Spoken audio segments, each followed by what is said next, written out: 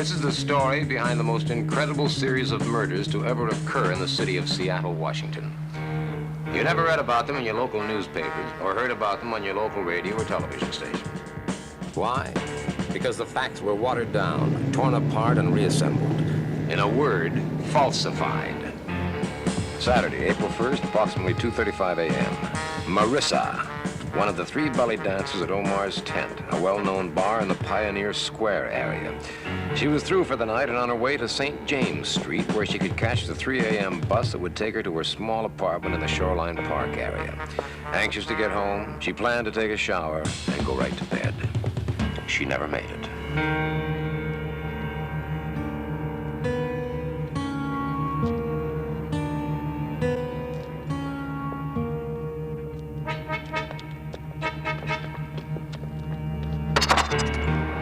Someone there?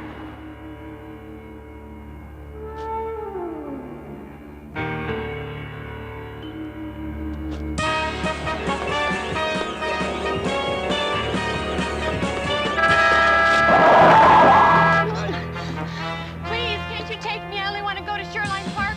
There's someone back there. Please, please.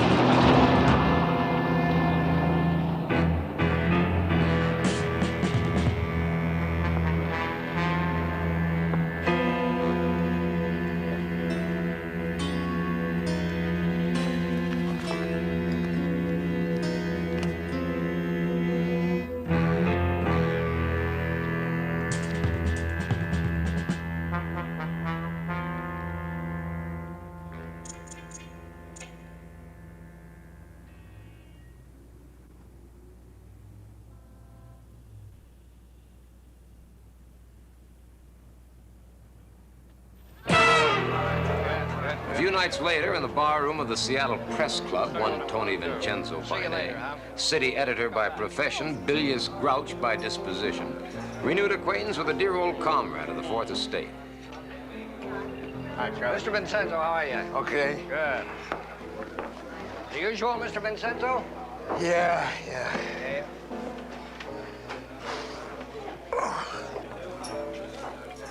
Where you been living, in a cave? There's a world outside, a world of facts. Stumble on and take a peek at him. Get your brains out of hibernation. Oh, no. Come on, you can't expect me to believe this. This doesn't make any sense at all. What's the difference if it makes sense or not? If it's true, you're supposed to be a newsman, aren't you? Not a critic. Well, I am. Take a look at this, then. Just take this one. Take a look around that corner. See if there isn't someone there that looks like he just came from a road company performance on the front page. And don't lecture me about the responsibility of the press, you cabbage head. I knew more about the press the day I was born than you do now. Oh, yeah. Oh, yeah. Oh, yeah. I mean, can you read English, or do I have to tell you what it says? See, right there. V-A-M-P-I-R-E. Vampire. That's what it says right there. Can you read the official coroner's report? Look at that. Blood drained from a victim's...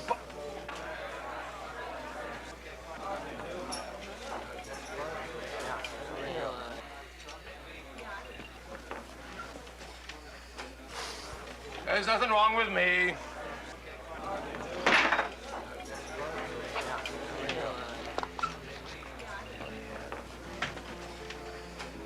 Vincenzo! Hello, Carl. What are you doing here in Seattle? What did I do in Las Vegas? Well, you fired me. That's what you did in Las Vegas. No. I didn't fire you. Well, in that case, then, you can hire me. Right, Vincenzo? Get this straight, Mr. Kolchak. No carnival or hoopla tactics on this paper. This isn't Funtown, USA. This is Seattle. We have standards here. We mind our P's and Q's. We hew precisely to the mark. Yes, sir, Mr. Crossbinder. You can count on me minding your P's and Q's. Yes, sir.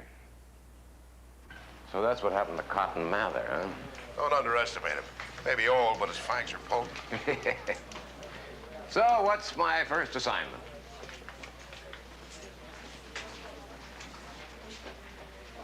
What's the matter? Okay. Murder 1, 3 days ago.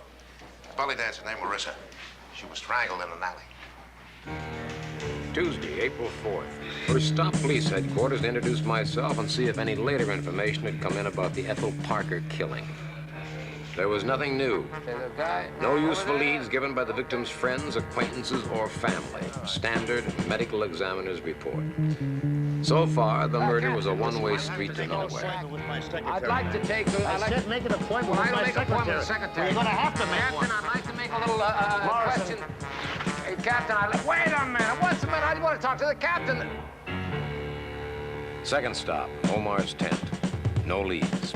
Ethel Parker never mixed with customers, had no known enemies, kept her problems to herself.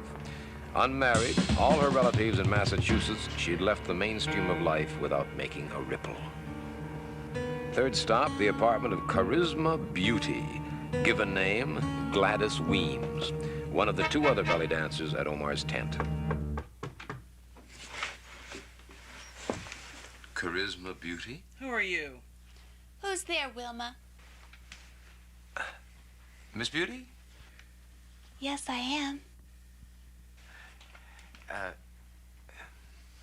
Excuse me? I beg your pardon? My name is Kolchak, and I'm with the Daily Chronicle. I'd like to ask you a few questions, you don't mind? Would you like to talk? No, thank you very much. What I'd like to ask you is, She was something less than helpful, and I soon departed. Made a bit uneasy by the looks directed at me by her husband, Wilma Krankheimer. Fourth stop, the floating premises of Louise Harper, last of the belly dancing trio at the supper club. Scheherazade? Louise Harper. Oh, hi. I'm sorry I can't talk to you now. I'm late for class. Listen, if you want to sell me something, come back later.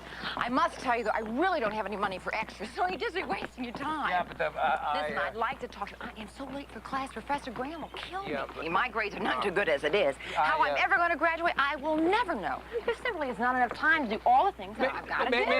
May I introduce myself? My name is Kolchak of the Daily Chronicle. When could I ask you some questions about Ethel Parker?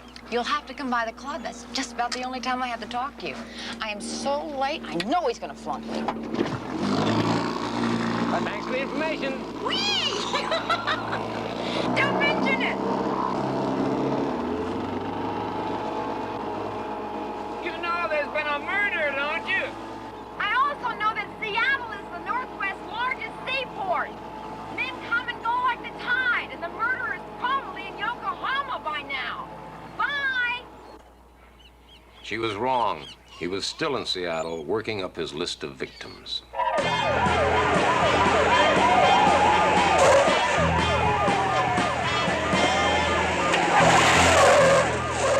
Cocktail waitress, Gail Manning. Disposed of sometime after 2 a.m. on the morning of Thursday, April 6th, a block and a half from the first murder. Captain, what do you intend to do about Who this? are you anyway? My name is Kolchak, sir, with the Daily Chronicle. I'd like to ask you a couple of questions on this. my back. Just when you get in your car, wait a minute. Listen, Captain, I got a lot of problems I got to take care of. Strangulation, neat and quick. No new elements was all they told us, until the medical examiner's report the next afternoon. In attendance, Captain Roscoe Schubert of the Seattle Police and his staff. Holding forth, Dr. Christopher Webb of the County Medical Examiner's Office. Checking underneath the victim's hairline, we located what appears to be a needle puncture near the base of the skull, from which a small amount of blood was removed. Was there any puncture or loss of blood in Ethel Parker? We haven't had a chance to check on the puncture yet, but there was apparently a slight decrease in normal blood content. How slight? Well, that's hard to say. Maybe 6 or 7 cc's.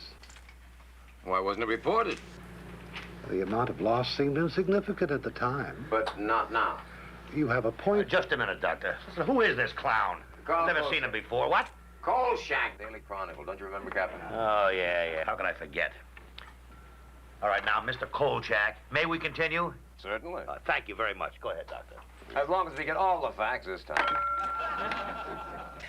Dissatisfied by what I'd heard at the medical examiner's report, I paid a little visit to the morgue and found myself a chatty attendant with a taste for scotch. What he told me made chopped liver of the needle puncture and loss of blood, and explained why they hadn't let me look too closely at Gail Manning the night before.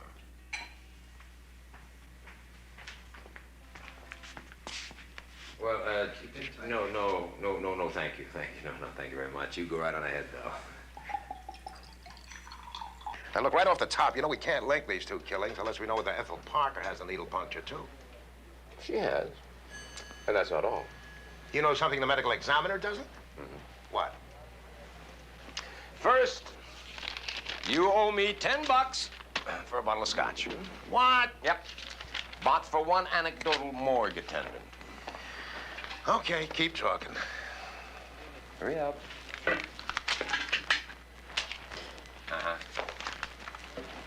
Yeah, Ethel Parker not only had a needle puncture in the back of her skull and loss of blood, she also had a broken neck.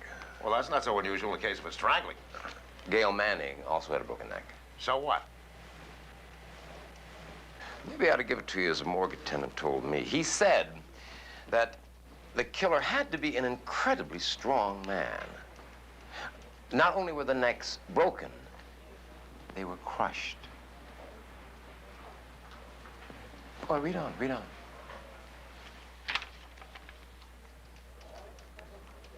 Oh, no, wait a minute! That's what the man said. On the throats of both victims, there was a residue of rotted flesh, as if they had been strangled by a dead man.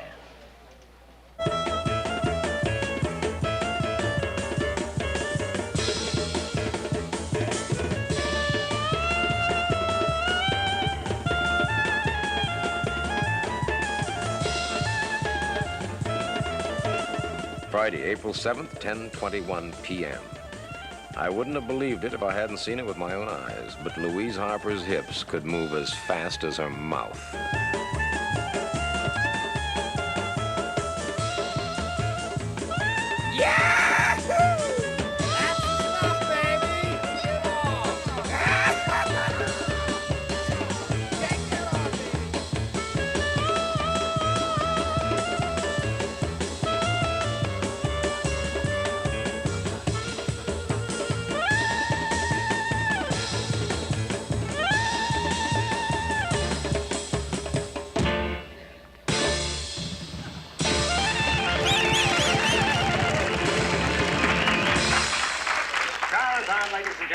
Princess of the East.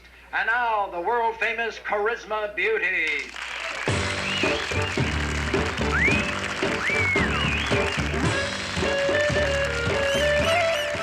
Knock 'em dead, Charisma. Why should I do that? I like them.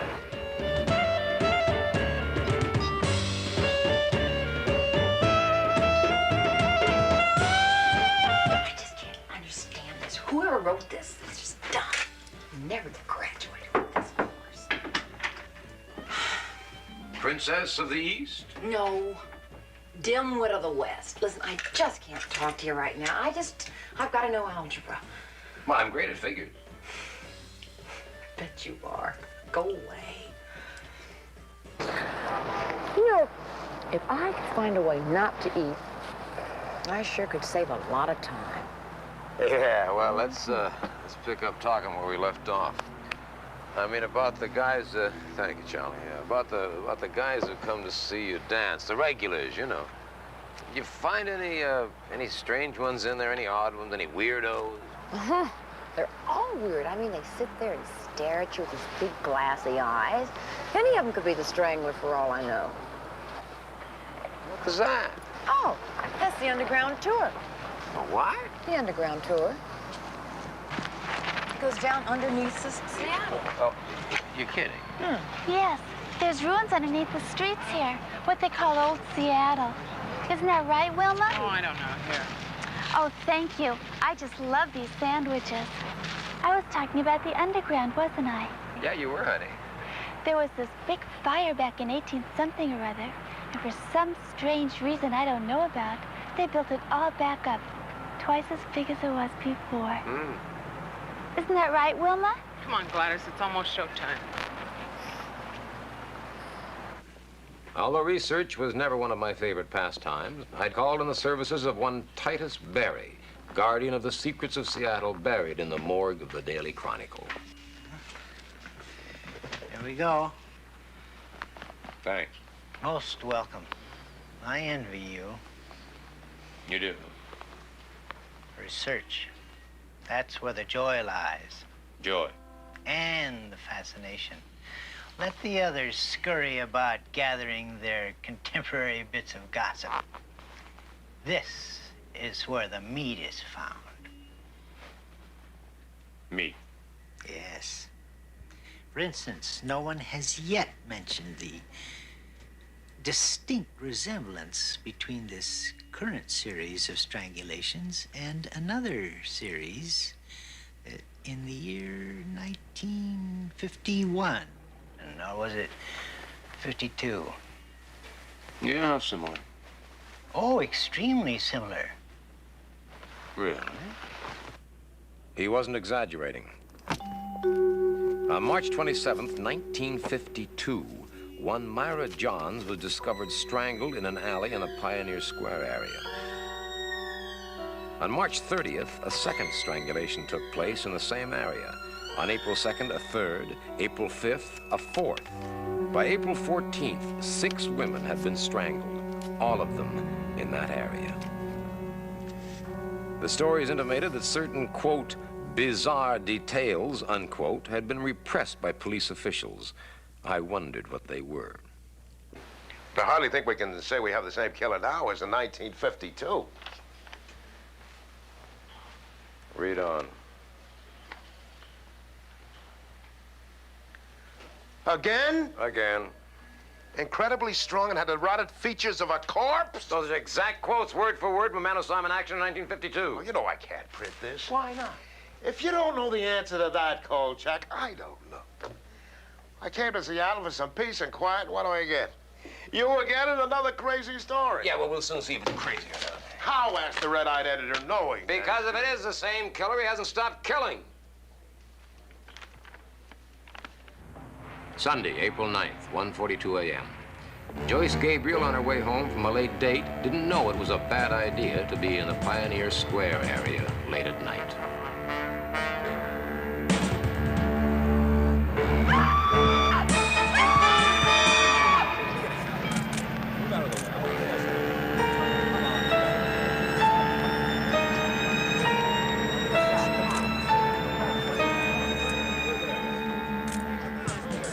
Another one.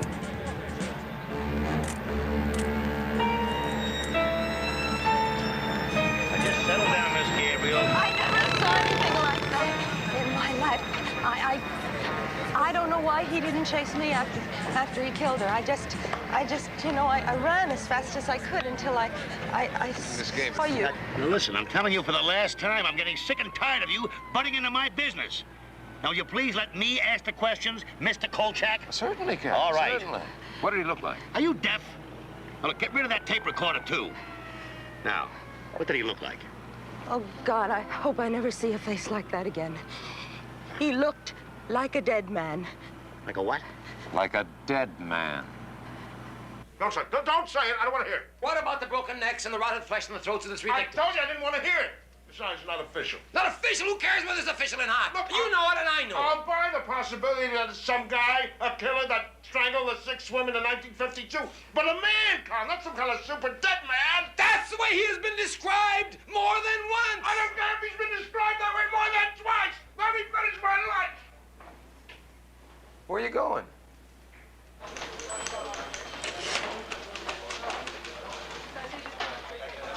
There. Oh! An open invitation to the killer. Listen to this. I intend to walk the streets of the Pioneer Square area every night from now on. Just let him try to kill me if he dares. He may be sick, but he's not crazy.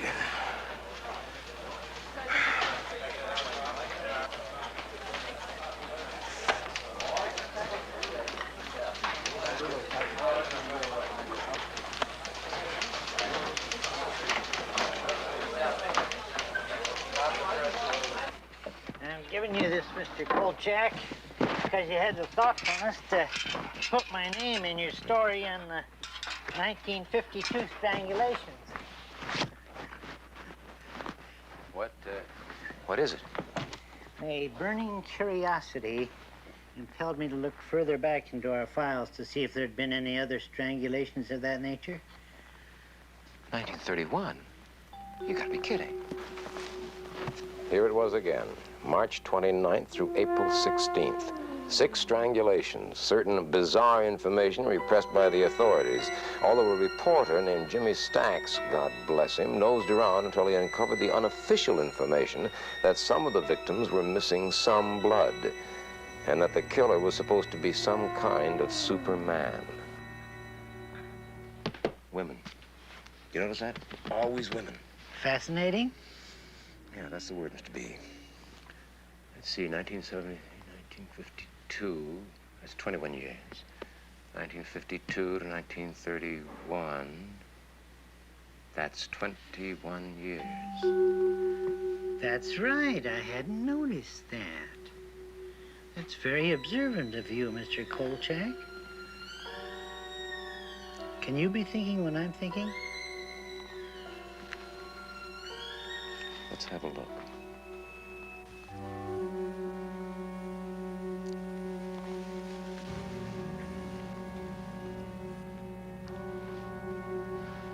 Mr. Barry.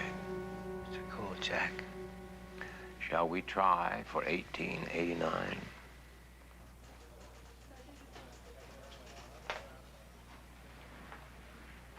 I refuse to read it. Just read the first line.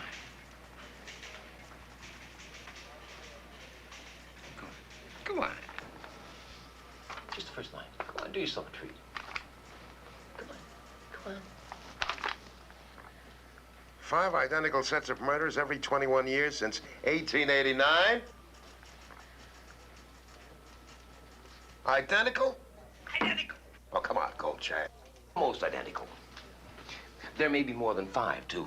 The record stopped in 1887 when the Chronicle was founded. I'm going down to Olympia tomorrow and check out the Oh, don't State rush into that. Wait. Read the 1910 eyewitness description. I'll read it to you here.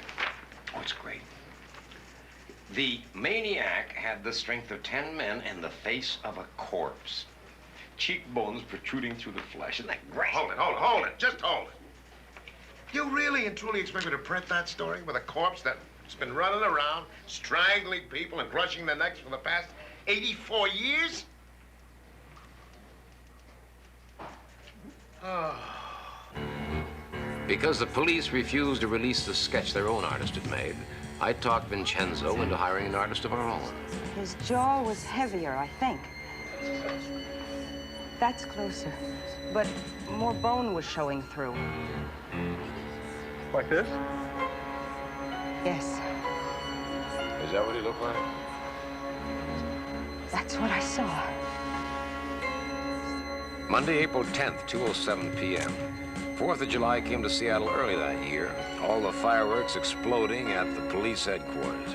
90% of them directed at me and Vincenzo. You know what I call that? Irresponsible yellow journalism. Fast buck journalism. The kind of seamy journalism one might expect to find in some second-rate metropolis. The sordid brand of journalism, which is based not on the public weal, no, but on the private cash register. Psychologists call it déjà vu, the distinct impression of having had the same experience before.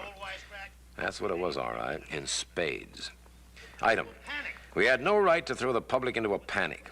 Translation: tourist season was coming up and Seattle couldn't survive without it. Item: we had no evidence to support our statement that there might be a connection between the 5 sets of murders since 1889. Translation: we knew more than we were supposed to. Item: the authorities were going to keep a watchful eye on us, particularly me, from now on. Translation: after a brief hiatus, I had, once more, taken up permanent residence inside a pressure cooker. Permit me to read you a brief memorandum. Quote, any repetition of this morning's front page assault on the mind and senses will result in the instant dismissal of all responsible persons. Unquote. Signed, God. You're almost right. How can I let this happen to me again? How could I do it? I don't understand. Will you wait a minute? Will you just wait a minute? We wasted a lot of time. We wasted an awful lot of time fighting tooth and nail in Las Vegas about the obvious. There is no such thing as a vampire. That's what everyone kept saying, and the women kept dying. Now, let's not play that stupid game again. Besides, it's a great story. It's a fabricated story full of screwball speculation. Fabricated speculation? What have you been sitting on your brain? Just give me the facts, Kolchak, or stay away from me. Just the facts. Step number 1 in my fact-finding project took me to the main library, where I spent the rest of the evening checking through their microfilm collection of Seattle's newspapers. The murder trail apparently came to an end in 1889. But I found out something very interesting. As near as I could make it out, every set of murders had taken place over a period of 18 days, which meant that our killer, whoever or whatever he was, only had a week and a day to find his last 3 victims. That night, about 11:45, he reduced the number to 2.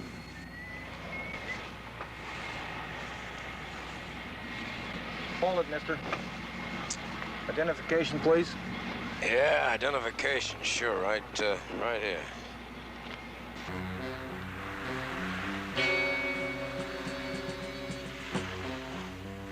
Hey, you! Hold it!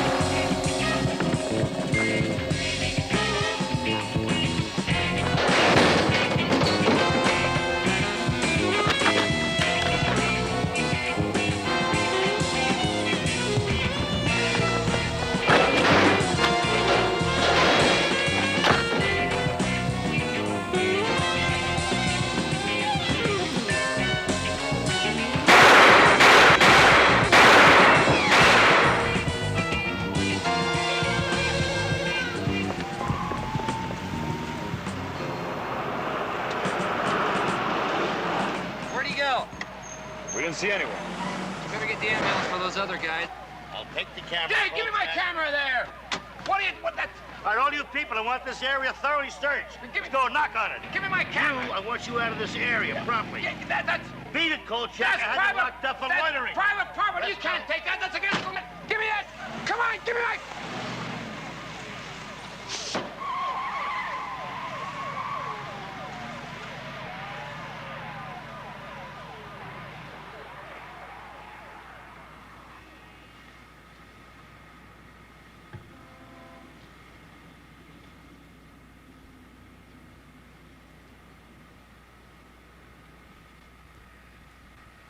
Just Molly and me, and baby makes 3. We're happy in my blue heaven. Mr. Joe Roberts, ladies and gentlemen. Put a big hand on, huh?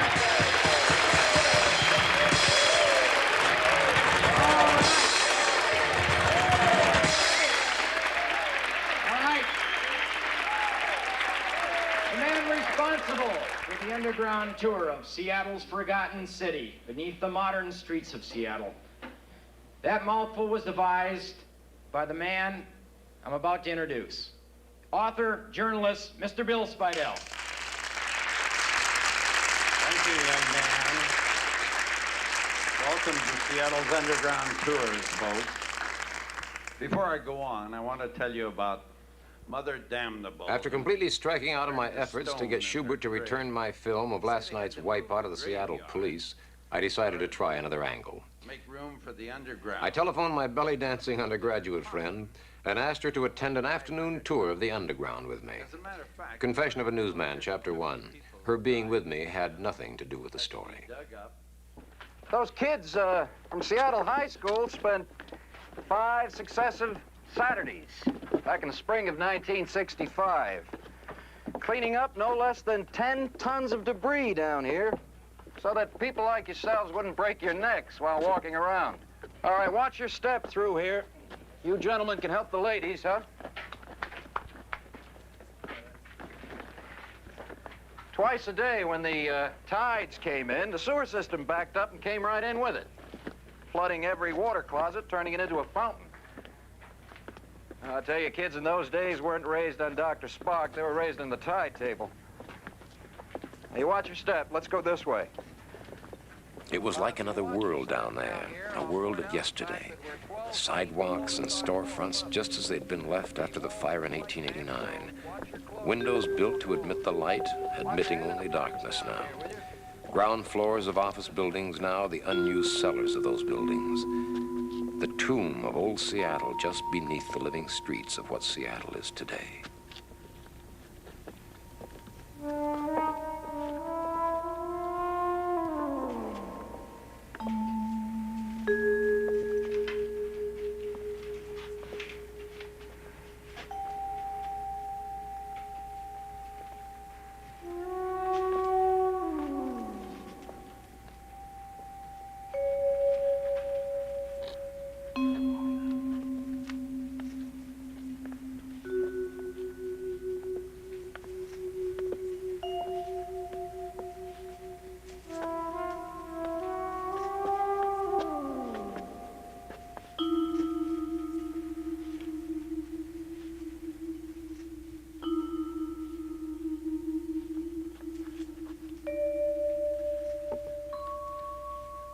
Vintage year.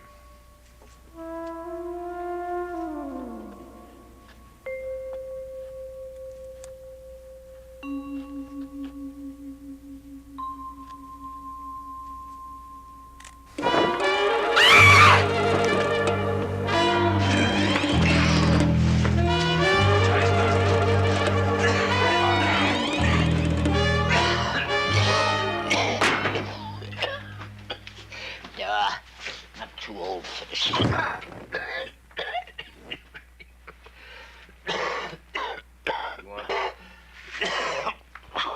Ham. Gotta see a doctor. Arthritis. Bad stomach. Why'd you have to come to this place? Back. Never would have had to put my shoes on if I hadn't heard you come. My corns are killing me. Got a Charlie horse. Varicose veins. I'm getting a migraine. Are you all right? Yeah, of course I'm all right. Listen, have you seen anybody else around here who wasn't with the tours? Yeah. Yeah? Who? You too. Funny. Very funny. Well, if you do see someone or something around here, you get in touch with me at this number. And I'll give you $20. Here's a down payment.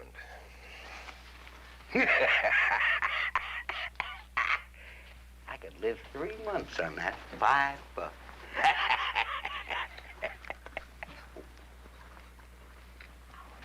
No, thank you. On me.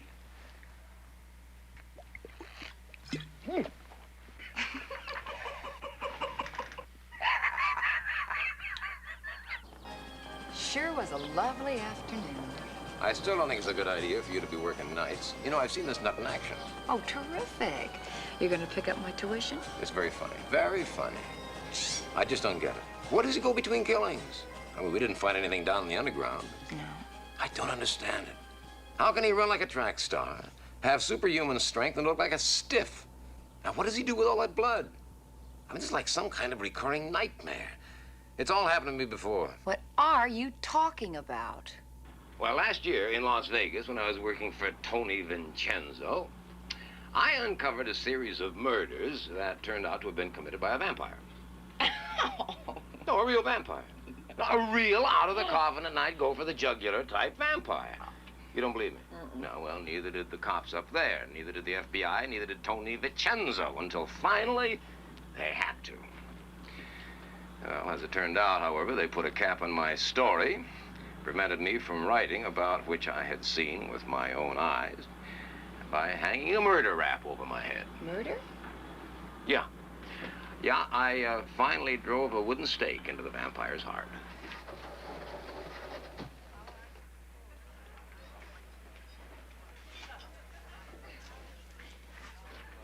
Well, what do you think? What do I think? I think those people will remember this elevator ride for the rest of their lives.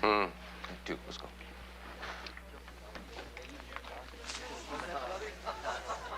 I don't know. I'm beginning to wonder whether maybe it isn't them. Maybe it's me. Listen, I think I know somebody you should see. There's this lady who's a teacher at the university. Well, she teaches anthropology. And she's a buff on just, every crazy subject there is in the world. Yeah? Ghosts, demons, vampires, and ghouls. You know, you just name it. You probably won't be too crazy about her, but she's got to be the one you talk to. Yeah? What's her name? Professor Crabwell. What? How can a man over 100 years old retain his vitality? Is it possible? If it were possible, I'd be sitting here an 80-year-old sex pot. However, staying young was not their purpose. Alchemy was conceived as an exalted notion, man at one with the universe. And will you please sit down? Yes, of course. These men led Spartan lives, living in the most humble of quarters, eating the most humble of foods. The Count St. Germain, for instance, existed on a diet which consisted solely of oatmeal, groats, white meat of chicken, and a little wine.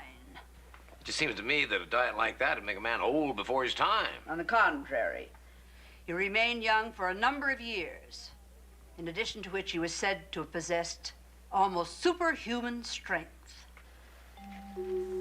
Tell me, what other ingredients are in this elixir of life? Milk or meat, celandine or honey, red wine vinegar, hair, sweat, blood. What kind of blood? What do you mean, what kind of blood? Human blood, of course. What are you smiling at? Hi there. Got a moment? What are you doing here? Just wanted to talk with you a minute. What about? The elixir of life. Go to journalism school, my father said. It's a good, sound, down-to-earth profession.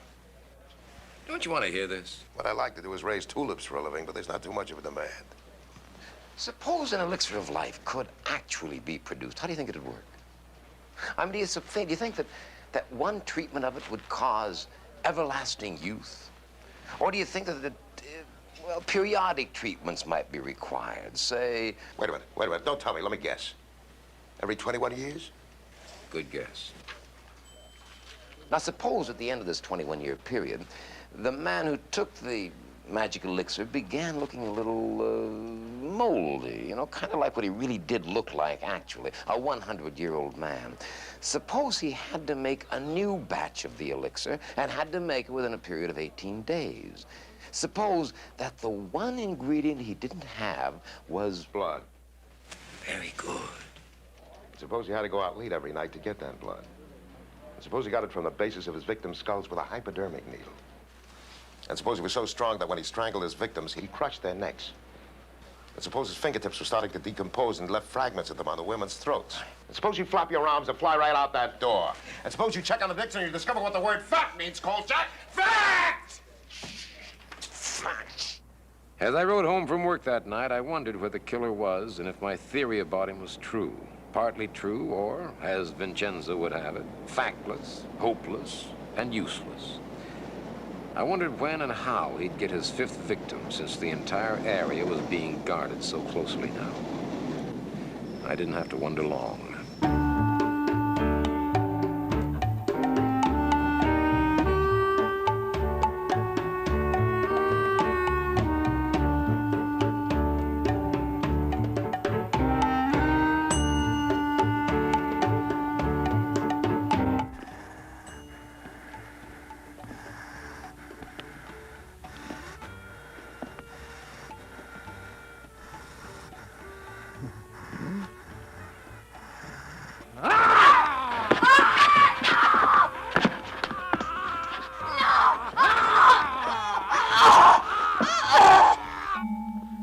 Thursday, April 13th, 1:25 a.m. The dressing room in Omar's tent. Charisma Beauty was plain old Gladys Weems again. Dead, strangled with a broken neck, blood syringed from the base of her skull. Wilma Crankheimer was still in shock. So was Louise Harper. She'd found the body after her performance. And I wasn't doing so well myself. Captain, I've got to talk to you about something. Hey, wait a minute, come on! This is very important, Captain! I'm sorry, Captain Schubert is very busy. And you can't I go gotta in see there. him. I said you cannot go I'm in going there. in there, sweetheart. What's going on here? I told him you were busy, sir. I've been trying to see you since 1:30 this morning, and I'm not going to leave until I do. It's all right, Sheila. I'm sorry, sir. It's all right, Sheila.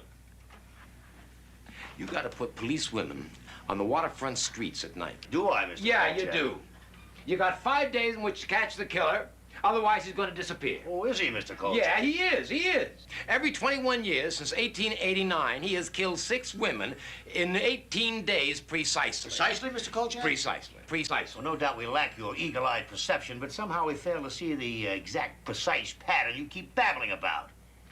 Now, in 1889, there was no evidence that the murders were committed over an 18-day period, or for that matter, that they were even related. You check? Yes, we do a little research, too, sometimes. Now, to continue. In 1910, there was blood loss reported in only 3 of the victims. Yeah, what about the description The description of the murder was made by a mental defective in his cups, and... What about the 1952 descriptions? Were those made by a mental defective in his cups? He was a bank president. In 1952, there were 8 murders committed during an 18-day period. And what does that do to your theory? 2 of them by stabbing, which invalidates... And after the 6th strangulation, an eyewitness described the murderer as being, quote, rather handsome, unquote. Oh, you mean you missed that? Well, well, the witness obviously made a mistake. I mean, he had to. Did he, huh? Yeah. Tell me something, then. If it's the same killer, why no signs of rotted flesh on the throat of last night's victim? And one last question. Why am I wasting my time on you? Facts obviously mean nothing to you at all. There is one last fact, Captain. By next Tuesday, that killer's going to disappear for 21 years. And the way your police have got the Pioneer Square area bottled up, he isn't even going to show his face. Which face is that, huh? The rotted one of your so-called super killer your newspaper saw fit to print? So-called? I saw that so-called super killer wipe up the streets with your so-called police force. I had pictures to prove it that you wouldn't let me print.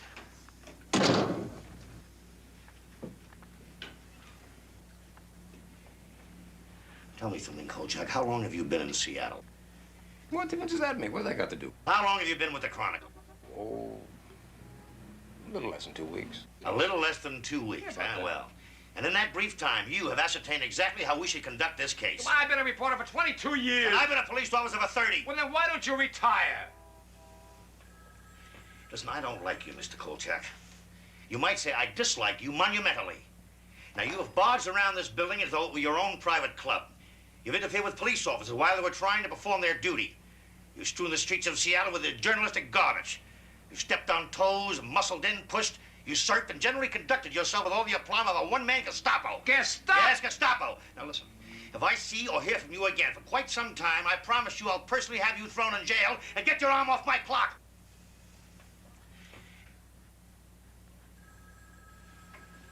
I'm telling you, you've only got 5 days left. And I'm telling you to get out and stay out. Cease, mister. Cease, desist, and vanish, or else. At least search the underground. The killer's down there. That's where he isn't. The underground was searched. Nothing at all was found. Sheila! Yes, we did that without consulting you. I hope that's all right, Mr. Kolchak. Sheila, show Mr. Kolchak the door. Good day, sir.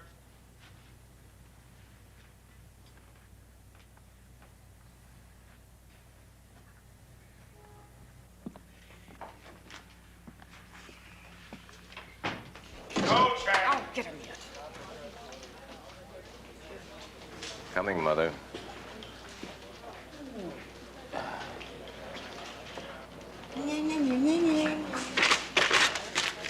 I warned you about bugging the police department, didn't I? Yeah, didn't I? So what? So Schubert's office just called Crossbinder. Crossbinder called me. And once again, thanks to you, I'm frying on a griddle. Why? Why? Are you for real? You barge into Schubert's office, you tell him how to run his case, you tell him he's suppressing the news, and you ask why? He is suppressing the news. He doesn't know how to run the case. The killer is down there, Tony. He is down there Well, why did in they the get him out of underground. there? Because he is hidden away someplace that nobody knows. And how the heck can they get at him then? By breaking open the walls. I don't know.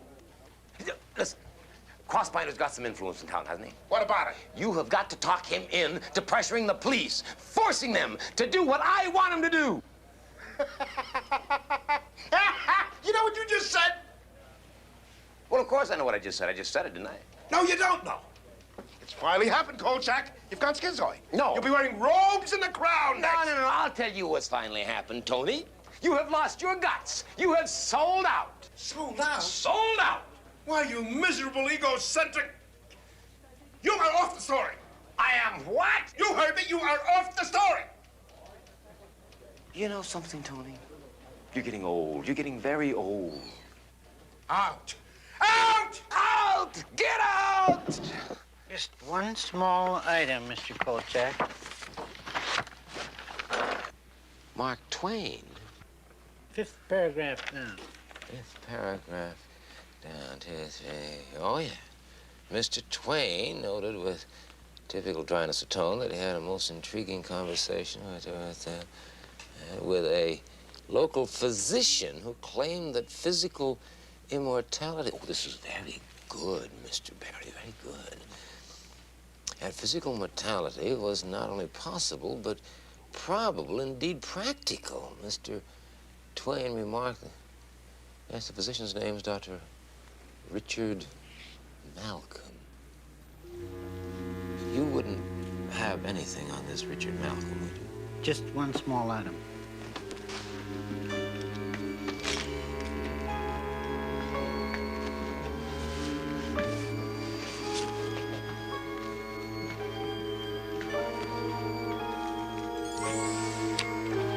Dr. Richard Malcolm was a member of the original staff of the West Side Mercy Hospital when it opened in 1882. There's the original story and photograph. The Civil War? He was a surgeon in the Union Army. Is this hospital still standing? Oh, I don't believe so, Mr. Kolchak. I think there's a clinic there now. I took a fast trip to the clinic, hoping they might have the record files from Westside Mercy Hospital stashed away in their cellar somewhere. I asked Mr. Barry to keep checking his own records while I was gone and find out what else he could about Dr. Richard Malcolm. I never had to search the cellar for those records. I found my answer just inside the lobby door.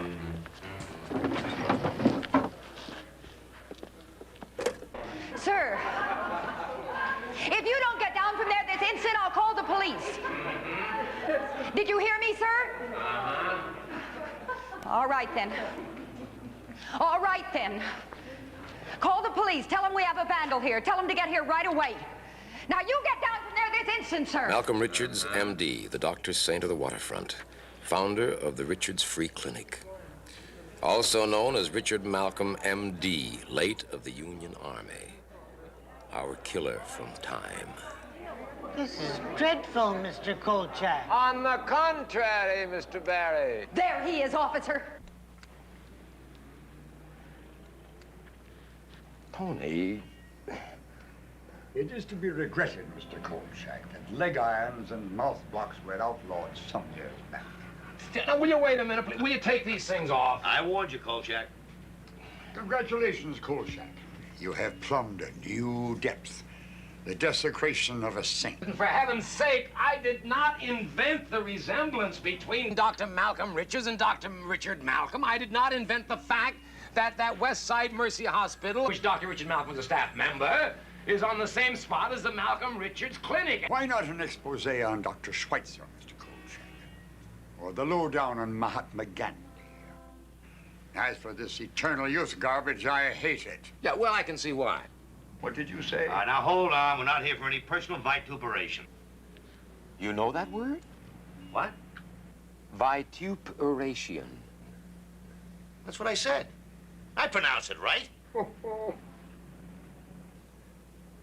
Now listen, Kolchak, you've been arrested. You're about 1/100th of an inch of being thrown in jail.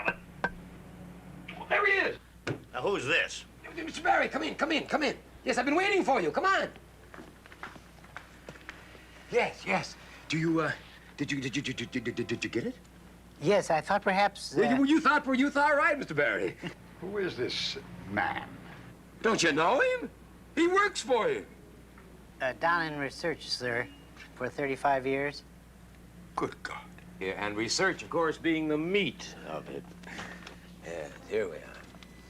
Mr. Richard Malcolm lived in New York City until 1868 when he moved to Seattle. Very good, Mr. Barry, very good. Several months before he left New York City, that is, 6 women were strangled over a period of 18 days, precisely. Their larynxes were crushed and their necks were broken. 2 of them had small wounds on the base of their skull. 1868, I might add, is exactly 21 years before the first group of Seattle killings, Mr. Vincenzo. Item, following the fire of 1889, in which the wife, stepson, and daughter died of smoke inhalation, Dr. Richard Malcolm disappeared. 1889, as we know, just happens to be the year in which the first group of 6 killings occurred, Mr. Vincenzo. Yes, in 1910, Dr. Malcolm Richards appeared in the by now defunct West Side Mercy Hospital, of which, as noted, Dr. Richard Malcolm was formerly a member of the staff, and built his clinic over the original site. 1910, by coincidence, just happens to be the year in which the second group of 6 killings occurred, Mr. Vincenzo. Kolchak.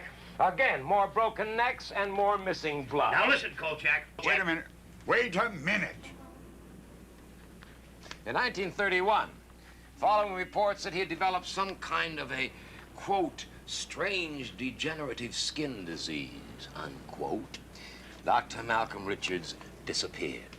Oh, 1931, just by coincidence, happens to be the year in which the third group of similar killings occurred, Mr. Vincenzo. Oh, photos. Do you have any photographs? Yeah. Did you get some? Smart. You'll excuse the clumsiness of the hands, but my wrists are slightly encumbered by your bracelets. Now, this photograph of Dr. Richard Malcolm and the slightly doctored photograph of Dr. Malcolm Richards are identical down to the white scar above the right eyebrow. Huh? Now, this photograph was taken during the Civil War when Dr. Richard Malcolm was a surgeon with the Union Army. The photograph of Dr. Malcolm Richards was taken in 1926. It showed a man in his 40s. Now, how can a man almost 90 look like a man in his 40s?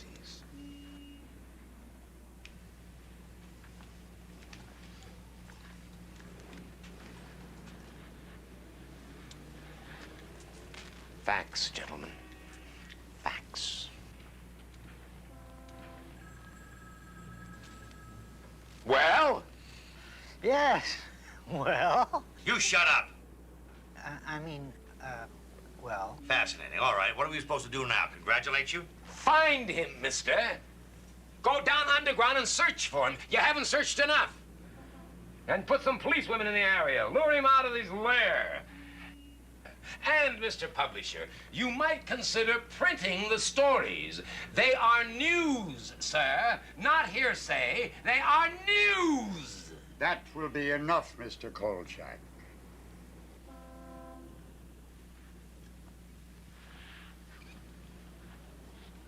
Perhaps, Mr. Kolchak, it would be a good idea if you stepped outside for a moment. Delighted, sir, delighted. If I could get my jewelry removed. All right. Judd, get him out of here. Take the handcuffs off him. Thank you. I just await your decision, gentlemen.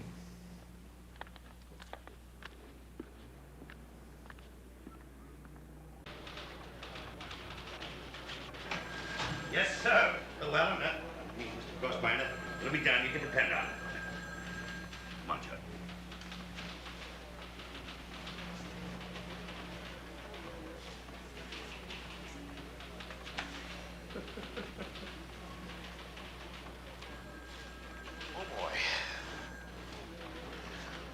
Okay, Carl. I don't know how I did it, but I got you off the hook. You did?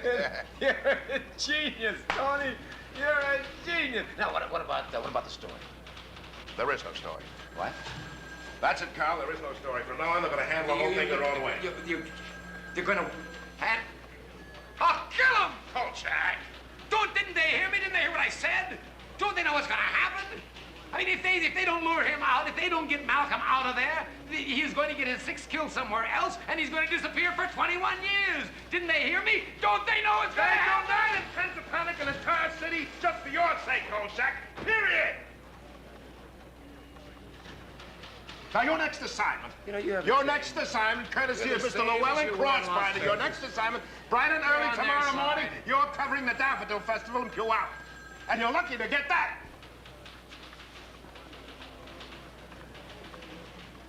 Puyallup.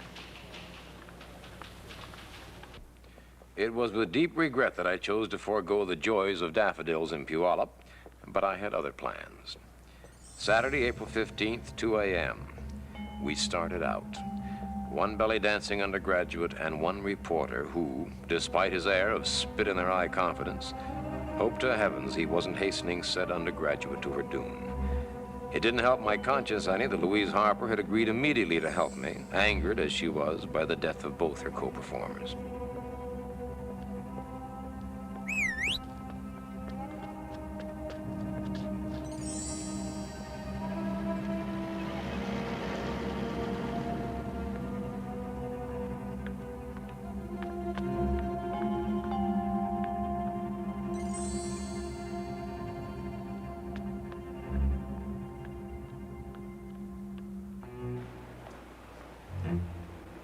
Please stop looking around like you're suspicious of something. Just walk natural. Go on, I'll be right behind you. I'll be right behind you. Just act casual.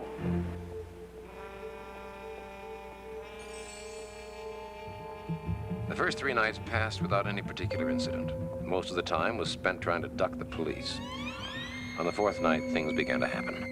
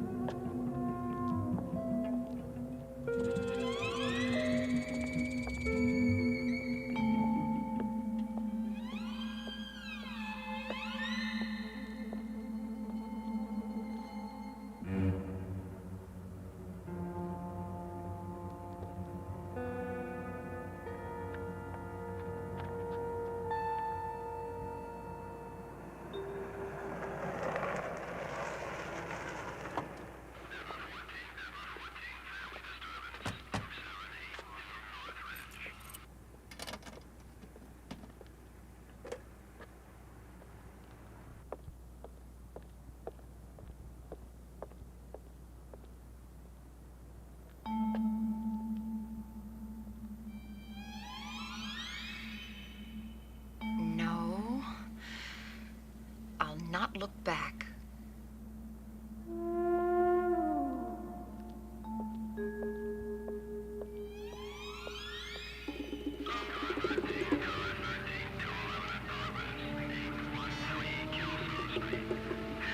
All right.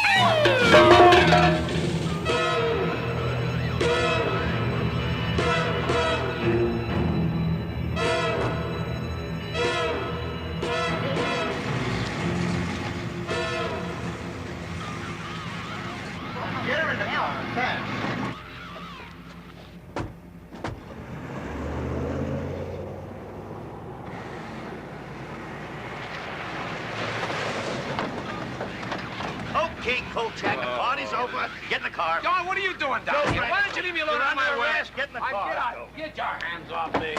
Get your... Don't push. Don't Shut up. push. Don't...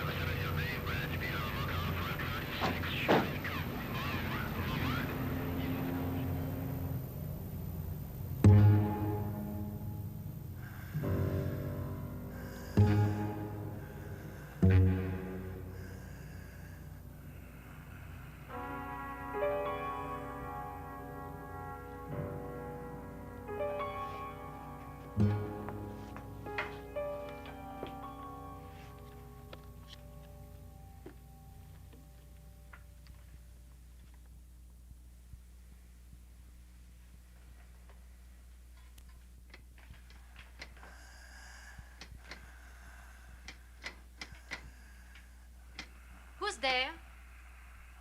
We're closed.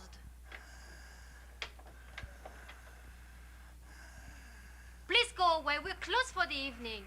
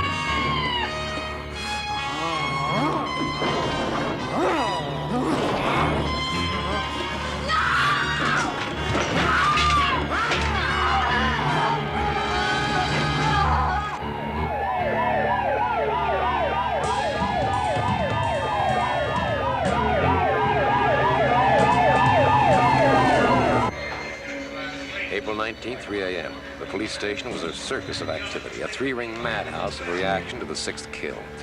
Even Captain Schubert seemed to know they'd had it now.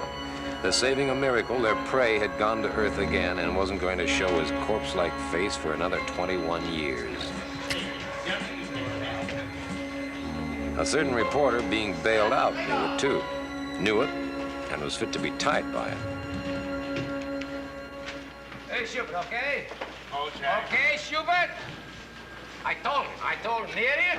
I told him, but would he listen? No, he didn't listen, no.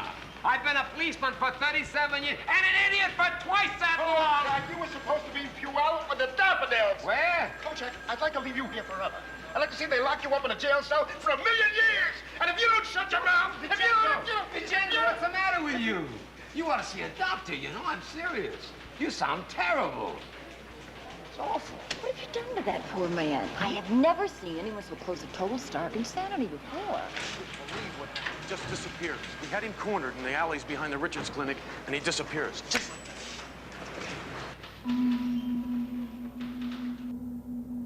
Vincenzo was so upset it took me an hour to get rid of him, and then only because I promised to go straight home to bed. Maybe no one else knew what was going on, but I was sure that I did. Our man had to have a way in and out of some secret part of the underground, and the basement of his old clinic had to be it. Hear the shadows.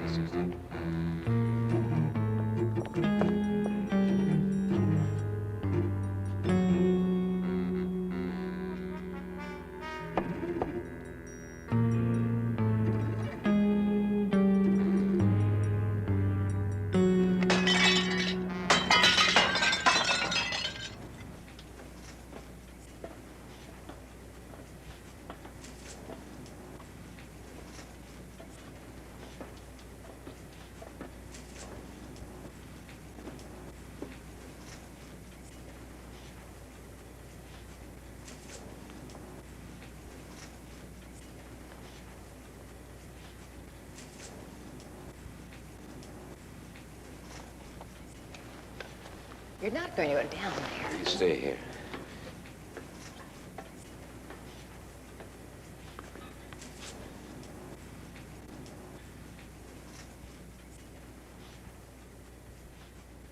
What is it? Looks like a big air shaft down here. Where does it go? All over. I'm gonna check it out.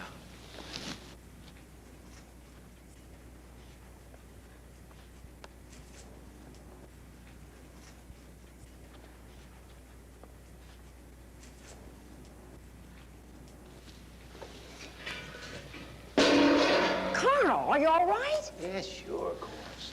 Listen, you stay here. I'll be right back.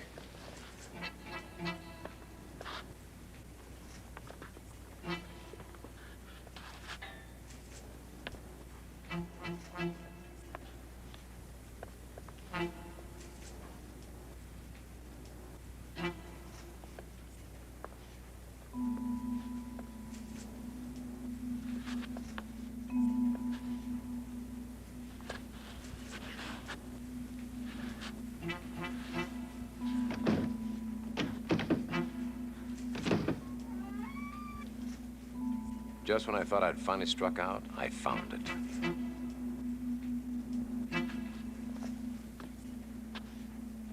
It's in there. Give me 30 minutes and call the police and tell them where I am. What are you going to do? I'm going to get my exclusive. What do you think? I think you're crazy. That's what I think. You just do what I tell you. I gotta get going.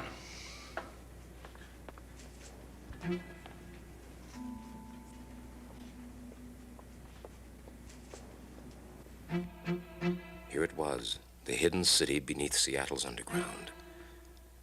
I was descending to the world of yesterday, the world of the 19th century, of bustle pads and high crown hats and Queen Victoria.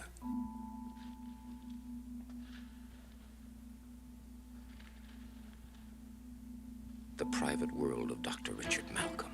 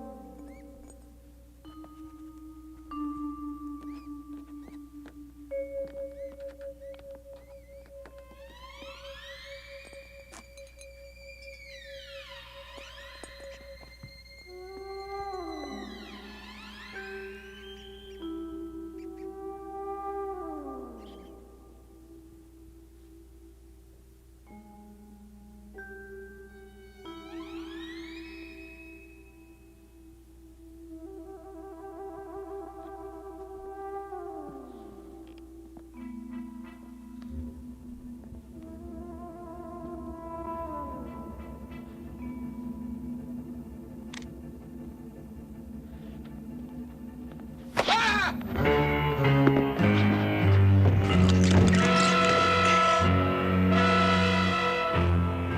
are you? Are you... Who are you? Carl Kolchak, Daily Chronicle. How did you get here? Through the cellar of your clinic. Clinic? I have no clinic. Why do you say that? But you are. You are Dr. Richard Malcolm.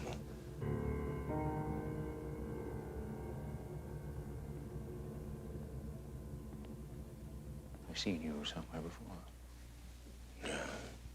Oh, well, you almost killed me the other day in the alley. What are you doing here? What am I doing here? Well, I thought I'd drop in and find out about you, you know, so I could tell my readers. Your what? My readers? His readers. Did you hear that?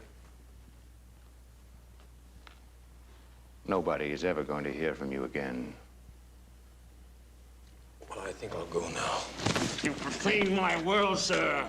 I will not permit you to live here, to stay here, to exist here.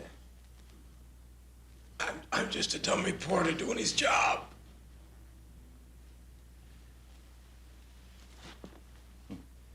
You grovel nicely, Mr. Kolchak, sir.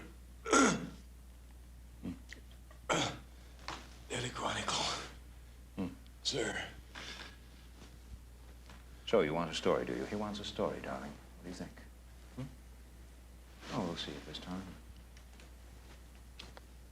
Yes, we have time. Why not? Why not? It seems only fitting that one other person in the world ought to know the facts. Before he dies. Yes, Mr. Kolchak.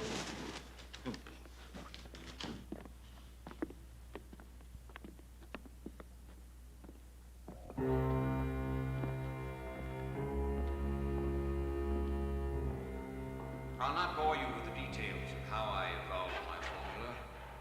Suffice it to say that the additive which ultimately made it work for me was the blood of women, removed from their brains in the 7 seconds following their death. I found that 6 were required to supply the quantity of blood that was needed for the 18-day period in which the elixir was prepared and consumed. In 1868, I first took the elixir. Then, believing that my immortality was assured, I decided to perfect and refine the formula in the hopes of bestowing its benefits on mankind. No longer circumscribed by time and death, what wonders on this earth could men not then achieve? Yes. And then, in 1889, my world collapsed. Yes, 1889. Your family died and you began to age. Are you going to listen? Are you going to listen? Or are you going to interrupt? No, no, no. Listen. Yes. I discovered that the effects of the elixir were not permanent. I began to age. I had to kill again. To restore myself. That's why you look the way you do now, isn't it? Yes. Stage by stage, in 18 days. That's the way the elixir works. Yes. And then I shall have 21 more years to make its effects permanent. 21 more years? That's all you're ever going to have, isn't it? That's not true. I'll find the answer eventually. Eventually? How many more women are going to have to die? What's a few lives compared to immortality, Mr. Kolchak? This is the 6th and final dosage. I shall take it shortly, and the revitalization shall be complete. If I don't take this final dosage now, the process will reverse itself. But I will take it.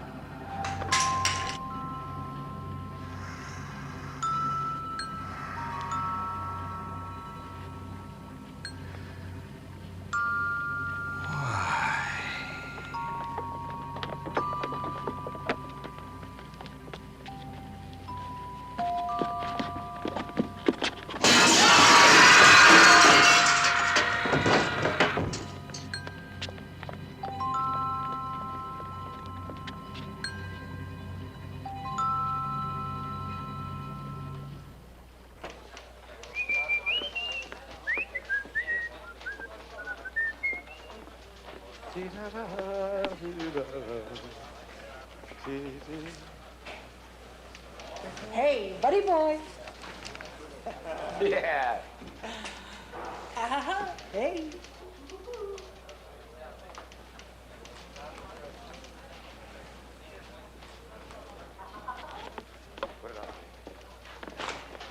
Vincenzo!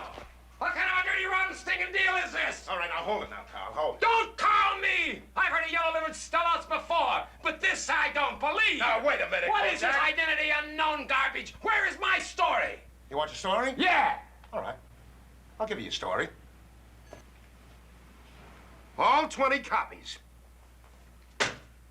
What do you mean 20 copies? That's all that came off the press before Crossbinder stopped them. What are you looking so surprised about? I'm the dummy. I actually thought they'd print all that.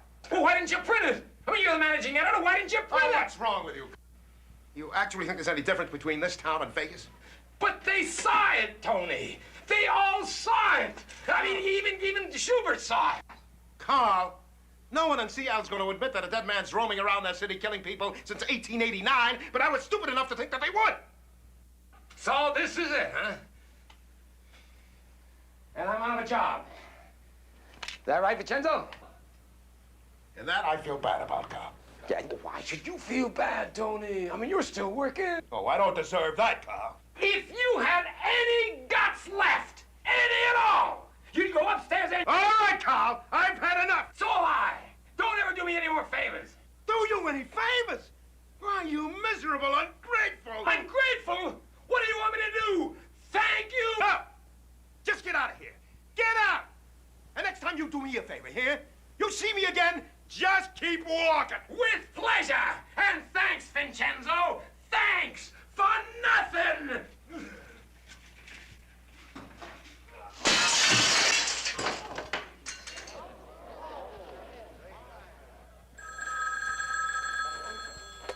Hello. Oh. Yes, sir. Yes, Mr. Crossbody. Right. I'll be right up.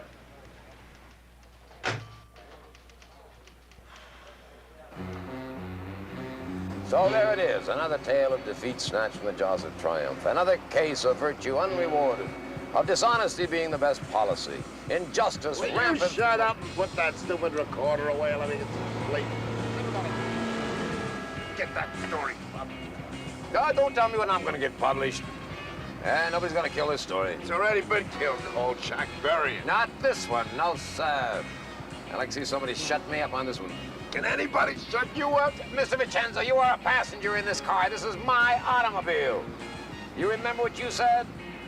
I never want to see you again. I never want to talk to you again, remember? Yeah, I remember. That was before I was 5. Yeah, that's right.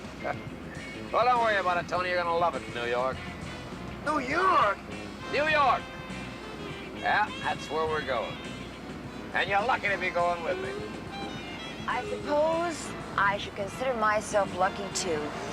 That's right. Oh, cold check. Do you know that I have heard just about all I want to take from you or even hear ever again? You think you've got problems? There I was, one semester shy of getting my degree in psychology, and what happens? You show up outside my houseboat one day, all mouth, cold check. Compared to you, I am tongue-tied. And before I know what's going on, there I am being yelled at by that captain of police. Yada, yada, yada. Peach! Can I have some peach?